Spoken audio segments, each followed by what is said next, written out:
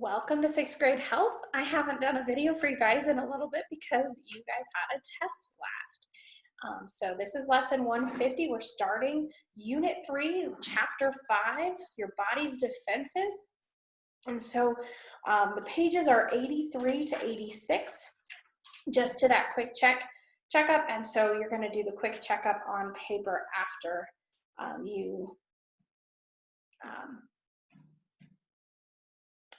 after this lesson. I'm sorry. So your body's defense, before Adam and Eve sinned, there weren't any colds or measles or chicken pox or shots or even the coronavirus that wasn't around. There was no pain and no need for medicine. But disease is one of the curses that was brought about by sin. And because of sin, there's disease-causing germs everywhere around us, okay? And so how come we are not constantly sick if that's the case? Well, God provided our body, in his wisdom, he provided our body with a special defense mechanism, several special defense mechanisms that enable us to maintain good health. And so we're going to be talking about some defenses inside and outside of our body that help prevent us from being sick all the time. Now, I know that you'll get sick sometimes, but this is really how God designed our body to fight off infection by itself, okay? So we've got immunity. That's the body's ability to resist or protect itself against a particular disease. You may have built up an immunity to some disease that you had when you were young, or you might have gotten a vaccine that gives you an immunity to a disease, okay? I had chicken pox when I was young, and so I probably will not get chicken pox now because they say that if you have it when you're young, you most likely won't get it later, okay? So there's immunity and all together we have the immune system that makes up that resistance to diseases. And so one of the first, or the very first layer of our line of defense is the skin. So we're going to be taking a look at that. But what you may remember from a previous year, or you may not know this, but there's extremely deadly invaders. They're extremely tiny and sometimes deadly. They're called microbes or microorganisms, and they're very small creatures. And so two of the most common types, and you may have heard these words recently because of everything that's been going on, are viruses and bacteria, okay? Viruses and bacteria. And viruses are even smaller than bacteria. And to give you an idea, bacteria, the several thousand bacteria could fit on one of the periods in this book. And some viruses are even smaller than that. So we have to look at them through a microscope. And so the ones that cause disease are called pathogens or germs. And so they would cause things like colds, cold sores, mumps, measles, chickenpox, influenzas, warts. Those are viral diseases that are caused by the virus. And then there's some bacterial ones which you could get.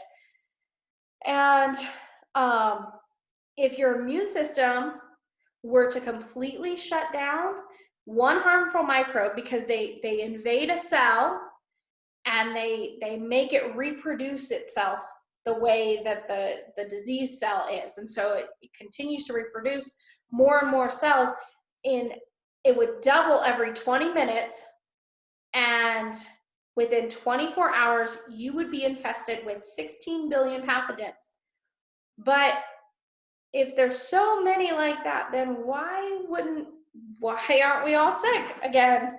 But God has designed your immune system to have a constant battle. And so our skin is the largest organ of your body, and it is part of the integumentary system. And so that is the system that prevents, I'll move this closer so you can see that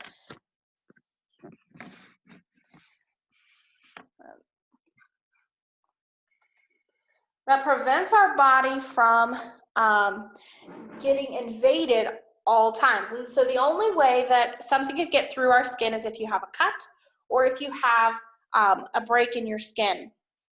And so, but the skin, the epidermis, is that layer, that top layer of skin. And then you've got the dermis and the subcutaneous layer, the layer of fat that contains the blood vessels. You've got the hair follicles and the sweat glands all through that. And so your, or the sebaceous glands is the other word for, or no, I'm sorry, the sebaceous is the fat and the sweat glands are sweat. So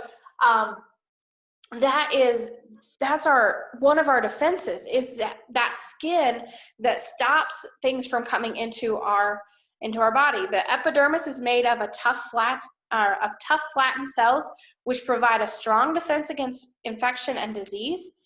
And then there's also the mucus, and so the lining of our mouth and our nose and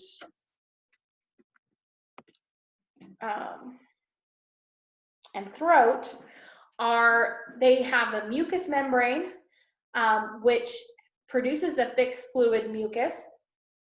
And because it's sticky, it traps those microorganisms, prevents them to go farther.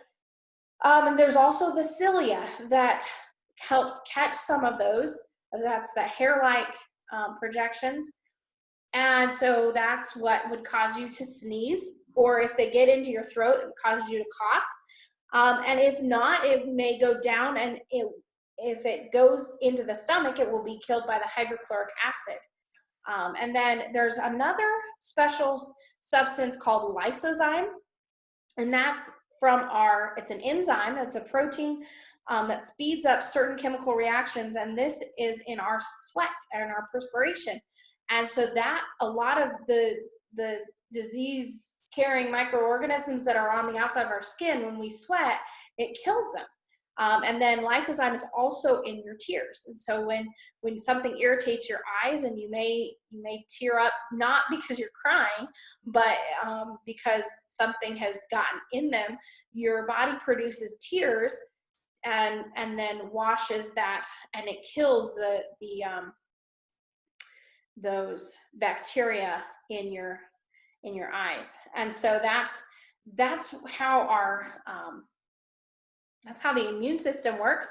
So I'm gonna let you guys do that quick checkup on a piece of paper. Don't forget to read, and then next time I'll ask some more questions about what we've just talked about, and help with that review, and so we can get a good handle on this chapter. All right, we'll see you next time. Have a good evening. This should be your last class for the day if you're doing them in order.